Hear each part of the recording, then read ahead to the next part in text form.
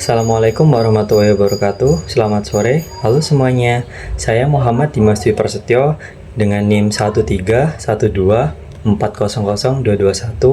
dari Fakultas Hukum Universitas 17 Agustus Surabaya. Di video ini saya akan menjelaskan secara singkat dan mudah dipahami mengenai Constitutional Engineering, asal-usulnya, penerapannya di Indonesia seperti apa, kelebihan dan kekurangannya. Yuk langsung kita mulai. Asal-usul atau sejarah Constitutional Engineering. Istilah Constitutional Engineering diperkenalkan oleh Giovanni Sartori, seorang ilmuwan politik asal Italia. Secara sederhana, ini berarti proses merancang dan mengatur struktur ketatanegaraan agar negara dapat berjalan stabil, demokratis, dan responsif terhadap rakyatnya.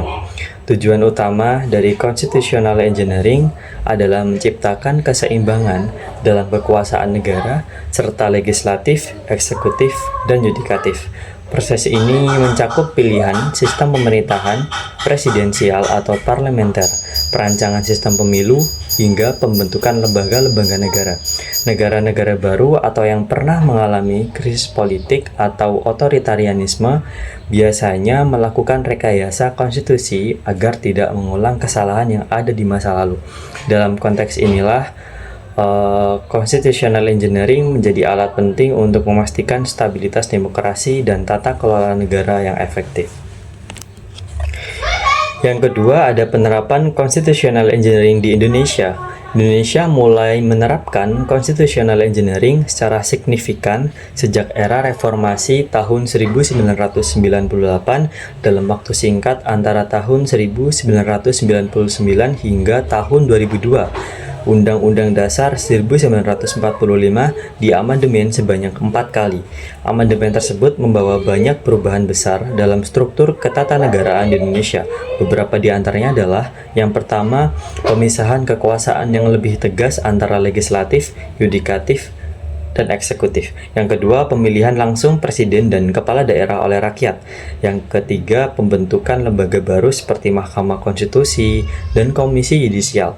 Yang keempat, penguatan jaminan hak asasi manusia dalam konstitusi. Semua perubahan ini merupakan bentuk nyata dari Constitutional Engineering yang bertujuan untuk memperkuat demokrasi, membatasi kekuasaan, dan meningkatkan akuntabilitas pemerintahan. Yang ketiga, ada kelebihan dan kekurangan Constitutional Engineering di Indonesia. Tentu saja, setiap desain ketatanegaraan memiliki sisi positif dan negatif. Begitu juga dengan penerapan Constitutional Engineering di Indonesia. Meskipun telah membawa banyak kemajuan, tetap ada beberapa hal yang patut diperhatikan secara kritis. Kelebihan Constitutional Engineering di Indonesia yang pertama yaitu mencegah konsentrasi kekuasaan di satu tangan.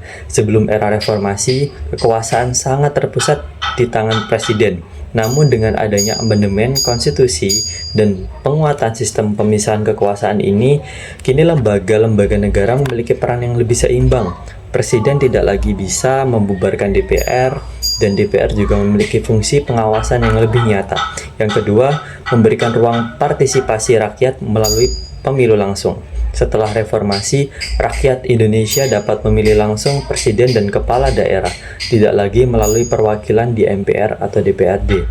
Hal ini meningkatkan legitimasi politik pemimpin dan memperkuat hubungan antara pemerintah dan masyarakat.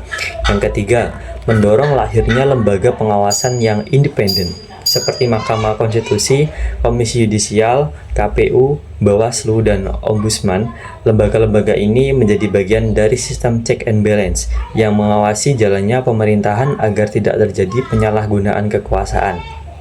Yang keempat, memperluas jaminan hak asasi manusia dalam konstitusi. Setelah amandemen Undang-Undang Dasar 1945, Indonesia memasukkan bab khusus tentang HAM ini, mempertegas komitmen negara dalam melindungi hak-hak warga negara, termasuk hak atas kebebasan berpendapat, pendidikan, dan perlindungan hukum.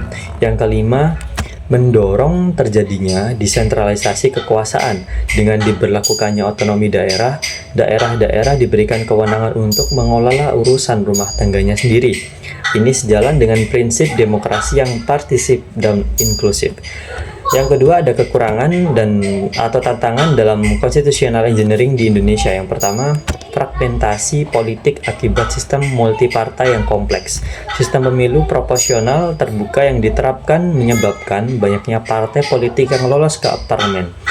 Akibatnya sering terjadi koalisi yang tidak solid, tarik-menarik kepentingan, dan kebijakan yang sulit disepakati.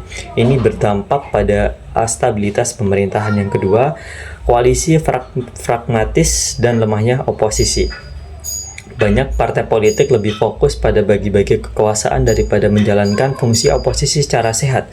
Akibatnya, sistem check and balance menjadi tidak maksimal karena hampir semua partai bergabung ke dalam pemerintahan. Yang ketiga, lemahnya penegakan hukum dan supremasi konstitusi. Meskipun Mahkamah Konstitusi memiliki kewenangan untuk menguji undang-undang, dalam praktiknya masih banyak keputusan yang tidak dilaksanakan secara serius. Selain itu, praktik korupsi dan intervensi politik terhadap aparat penegak hukum masih menjadi masalah yang menghambat efektivitas sistem.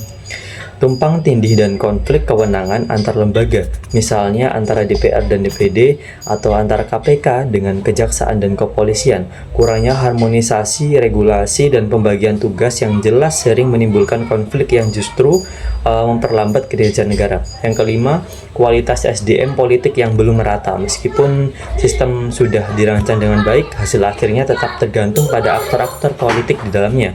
Kurangnya pemimpin yang visioner, integritas yang rendah, serta politik uang masih menjadi masalah utama dalam demokrasi Indonesia saat ini. Kesimpulan dari saya, constitutional engineering adalah proses penting dalam pembangunan sistem pemerintahan yang demokratis di Indonesia. Proses ini telah menghasilkan banyak kemajuan, meskipun tantangan masih ada.